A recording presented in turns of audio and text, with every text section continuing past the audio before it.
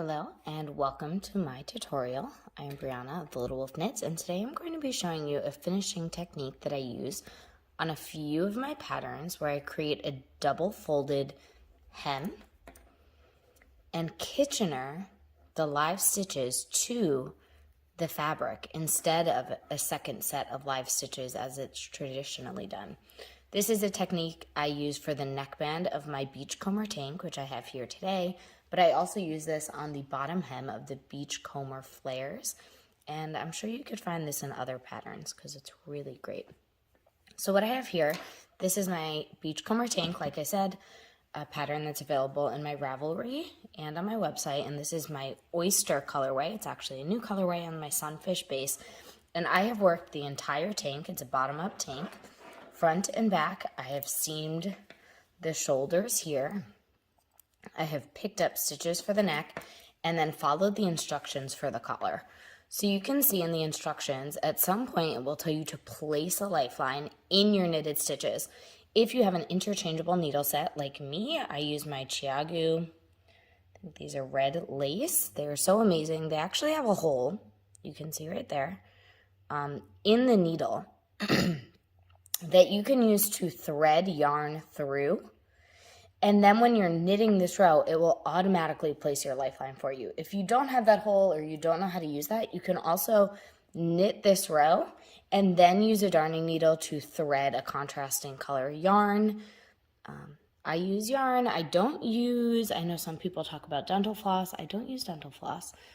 It seems easily breakable to me, and Andrew Mary has recently said something similar on her podcast, so I tend to use a similar weight yarn, superwash, so it's not too sticky. Then I followed my instructions to knit a certain number of rows, purl one row, and I just like to do that for a nice finished edge. So when you see that we fold this down, that purl ridge is right at the edge of the fold, which I think is really a nice detail, but you don't need to do it. And then you'll knit several more rows. I like to do a little bit less actually than the front, because it helps to pull the fabric back and keep it from flipping out. So what we're going to do next is actually use an extra, I just have an extra needle here. This is actually a Chiagu fixed needle. It doesn't really matter what size I'm using. I'm going to go ahead and pick up along the lifeline all of these stitches around the entire neckband here. And I'm going to make sure just to pick up the left leg, which is where the lifeline runs through every stitch here.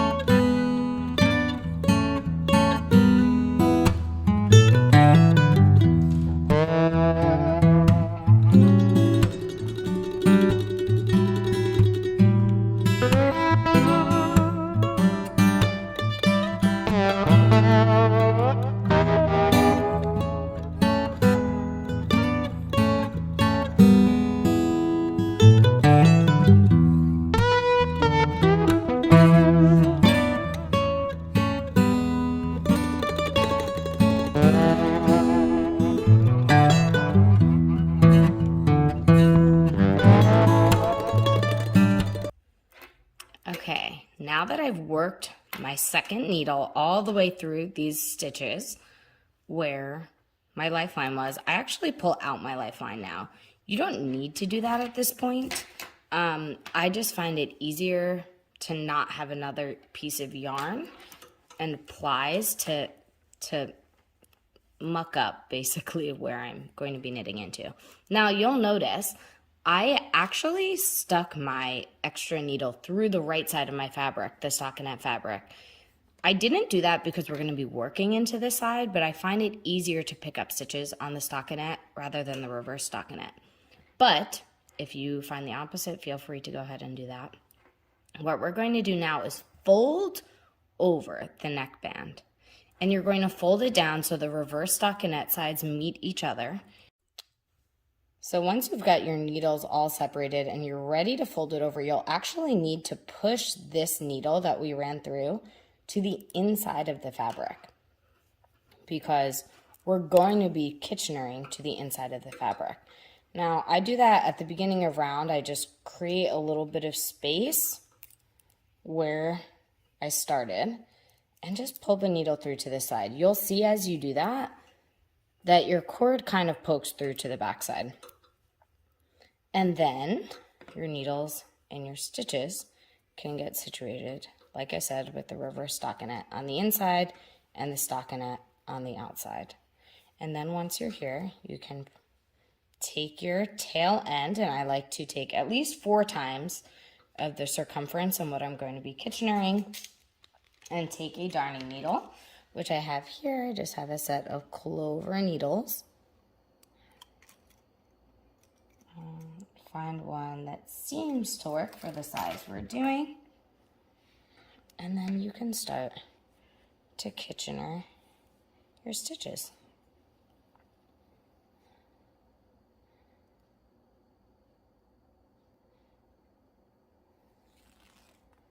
Okay, perfect. So if you know Kitchener, off, on the front needle,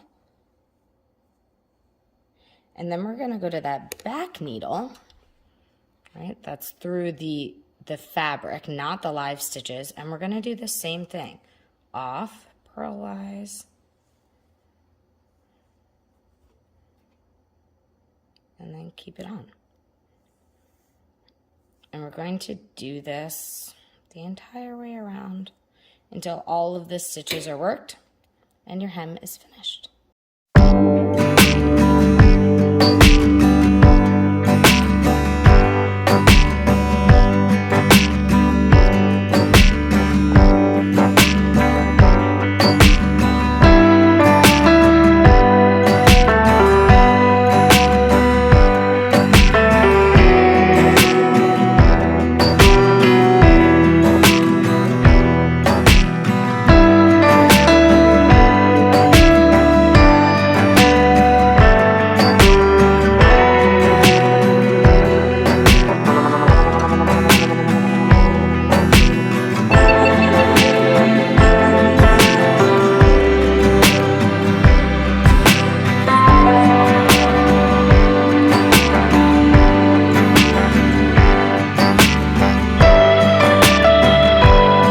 So when you get to the end here, I just take the last 2 stitches out, and then I'll use these ends to weave this in later and tighten it all up.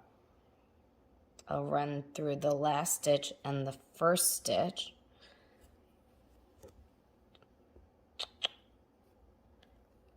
And I'll tighten that up. And when you flip it inside out, you have this beautiful folded hem.